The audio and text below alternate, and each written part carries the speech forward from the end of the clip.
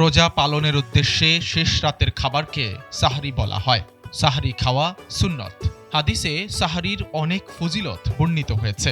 রাসূলুল্লাহ সাল্লাল্লাহু আলাইহি ওয়াসাল্লাম বলেছেন, তোমরা সাহরি খাও, কারণ সাহরিতে বরকত রয়েছে। আবু সাঈদ খুদরি রাদিয়াল্লাহু তাআলা আনহু থেকে বর্ণিত, রাসূল সাল্লাল্লাহু আলাইহি ওয়াসাল্লাম বলেছেন, সাহরি খাওয়াতে বরকত আসে, সুতরাং তোমরা তা খাওয়া বাদ দিও না, যদিও তাতে তোমরা এক ঢোক পানিও খাও, কেননা যারা সাহরি খায় তাদের জন্য আল্লাহ রহমত বর্ষণ করেন এবং ফেরেশতা দোয়া করতে থাকেন। অন্য হাদিসে রাসূলুল্লাহ সাল্লাল্লাহু আলাইহি ওয়াসাল্লাম বলেছেন, আহলে কিতাব তথা ইহুদি, খ্রিস্টান আর মুসলমানদের রোজার পার্থক্য হচ্ছে সাহরি খাওয়া, অর্থাৎ তারা সাহরি খায় না আর আমরা সাহরি খাই।